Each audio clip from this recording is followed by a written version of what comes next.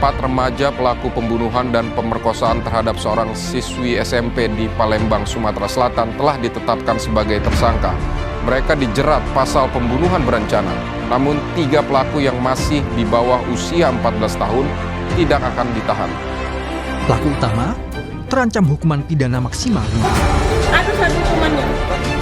Perbuatan keji oleh para pelaku yang masih belia membuat kasus ini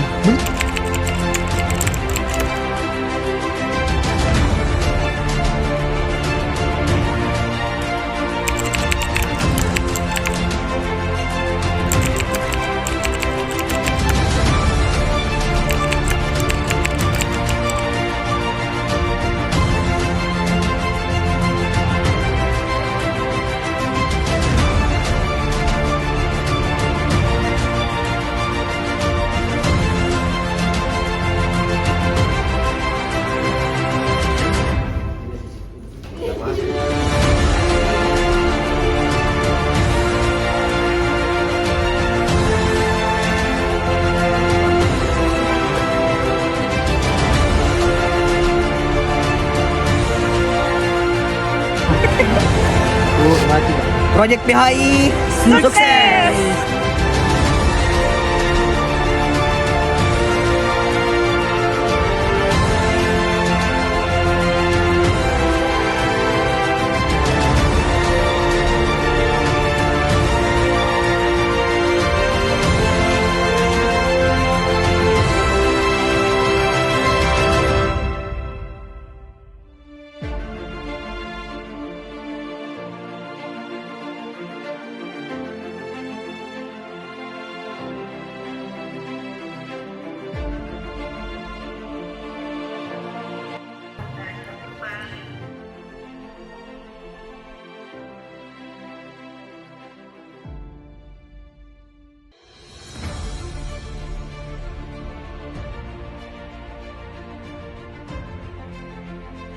Perkembangan saat ini sudah memasuki 5.0 ya istilahnya.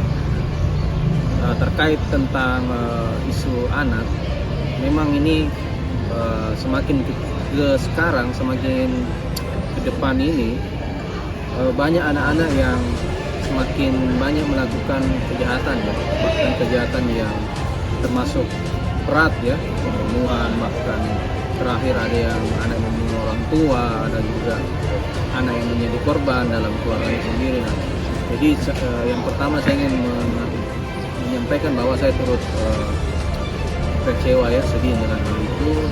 Nah, di sisi lain bahwa saya pikir disinilah memang harus ada reformasi dalam bidang perlindungan anak. Artinya anak ini satu sisi memang kita harus dilindungi, tetapi satu sisi juga harus ada penindakan yang tegas kepada anak, karena supaya ada contoh bagi yang lain ya, supaya tidak ada lagi kejahatan-kejahatan yang dilakukan oleh anak. Ya dia. Jadi tentang anak di Indonesia ini, kalau anak sebagai pelaku dia itu kan masuk ke sistem peradilan pidana anak SPPA. Nah, kemudian kalau anak sebagai korban itu masuk kita menggunakan undang-undang perlindungan anak. Dan saya kira lembaga-lembaganya juga sudah sangat cukup ya. Ada seperti lembaga, kalau di kepolisian ada unit perlindungan anak, ya kan? Ada juga di provinsi, P2PP2A namanya. Jadi hal yang perlu diperbaiki menurut saya itu kalau dalam segi aturannya ya, tentang batas usia anak ya. Kalau undang-undang itu dalam SPPA itu mengatakan yang belum berusia 18 tahun. Tapi sekarang kita lihat bahwa belasan tahun, bahkan mungkin 11 atau 12 tahun itu sudah ada yang membegal, narkoba, bahkan membunuh. Nah, ini yang menjadi pertanyaan. Di satu sisi anak dilindungi, dia melakukan pembunuhan tapi tidak dipenjara, dia cuma di sanksi sosial, dikembalikan orang tua, dibina. Tapi satu sisi rasa keadilan korban yang misalnya suaminya meninggal, anaknya meninggal ya kan. Nah itu kan menurut saya juga ada rasa keadilan yang dilanggar di situ. Itu saya kira, jadi usia anak itu sebaiknya dirubah, mungkin jangan 18 tahun ya. Mungkin kalau negara-negara lain itu sudah berubah juga, mungkin 14 tahun boleh lah mungkin. tentu ini perlu pandangan dari ilmu lain juga seperti ilmu anak ya, ilmu tentang psikologi dan lain-lain. Menurut saya sama seperti kemarin itu, sistem peradilan pidana anak itu perlu dilakukan revisi kembali ke batas umur anak. Jadi anak itu jangan lagi di bawah 18 tahun, karena sekarang ini perkembangan teknologi membuat anak kan semakin cepat dewasa ya gitu. Jadi hal-hal yang dulu zaman saya mungkin saya baru tahu mungkin umur 20 tahun, sekarang anak-anak 10 tahun ke bawah bahkan sudah tahu ya. Karena untuk batas umur anak itu dimajukan, misalnya 14 tahun. Nah, tetapi secara khusus kalau untuk tiap kasus kita harus dalami kasuistis namanya ya. Jadi per kasus itu bisa saja beda-beda, tidak bisa digeneralkan. Nah, jadi perlu didalami akibat penyebabnya. Sama seperti kasus itu yang mungkin pernah kalian dengar bahwa ada anak-anak yang memutilasi anak lain. Nah, simpan di lemari, baru dia sendiri kasih tahu polisi. Nah, terus ternyata ditelisik penyebabnya karena dia pernah nonton film yang horor gitu ya, mungkin sifatnya horor, thriller gitu, sampai ada mutilasi begitu. Nah, itu kan sebenarnya itu pengaruh film, dan kita kembali lagi ke definisi dari subjek hukum. Subjek itu kan kalau bicara relevan tidaknya masih relevan untuk beberapa poin ya. Jadi memang ada, saya bilang ajukan perubahan parsial namanya, perubahan sebagian saja. Nah, mungkin seperti tadi saya bilang batas umur anak ya, kemudian ditekankan lagi di situ jangan hanya berbatas umur. Mungkin ada poin-poin misalnya penyebabnya apa ya. Bahkan saya bilang kemarin kan, bagaimana kalau buat terobosan orang tuanya bisa dipidana juga. Karena itu kan kalau anak belum cakep hukum ya, itu masih berada di bawah perlindungan orang tuanya, pengawasannya kan.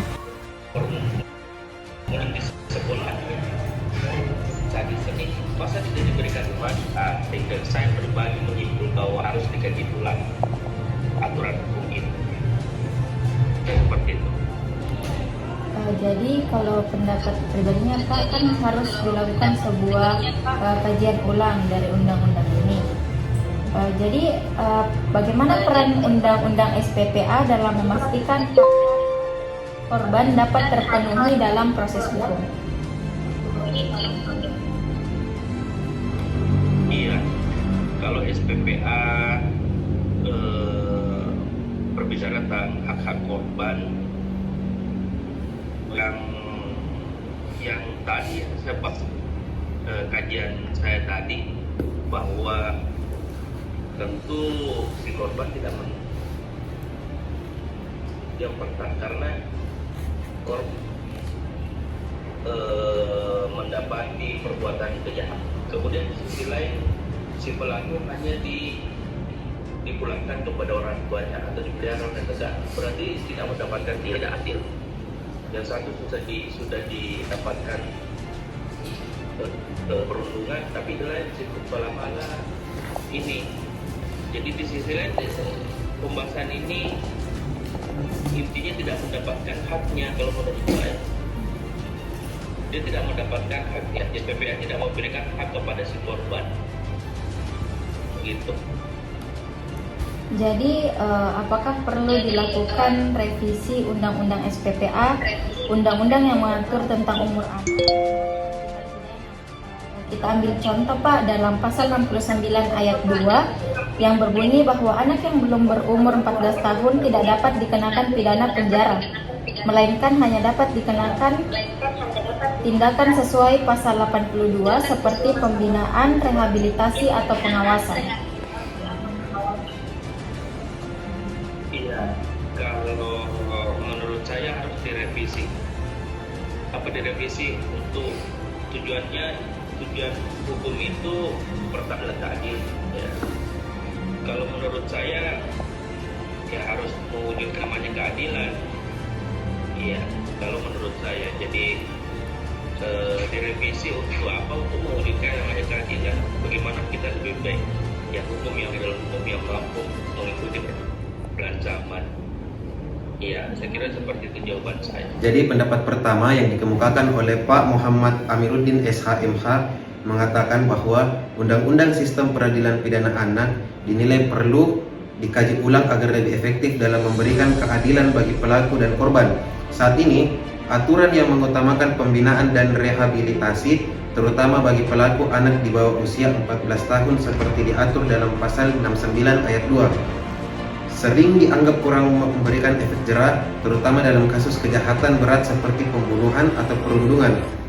Banyak pihak merasa bahwa pendekatan ini perlu ditinjau ulang agar pelaku tetap memikul tanggung jawab hukum, sehingga dapat mencegah terjadinya kejahatan serupa di masa depan. Di sisi lain, korban sering merasa tidak mendapatkan keadilan ketika pelaku hanya dipulangkan kepada orang tua atau dibina oleh negara. Hal ini menimbulkan ketimpangan antara perlindungan terhadap pelaku dan hak korban. Oleh karena itu, revisi SPPA dianggap penting untuk menyesuaikan hukum dengan perkembangan zaman, sekaligus menciptakan keseimbangan antara keadilan pelaku dan korban. Solusi yang diusulkan melibatkan revisi parsial yang dirancang bersama para ahli hukum, psikologi, dan kriminologi, serta pemangku kebijakan, agar sistem hukum lebih relevan, manusiawi, dan responsif terhadap tantangan yang kita alami saat ini.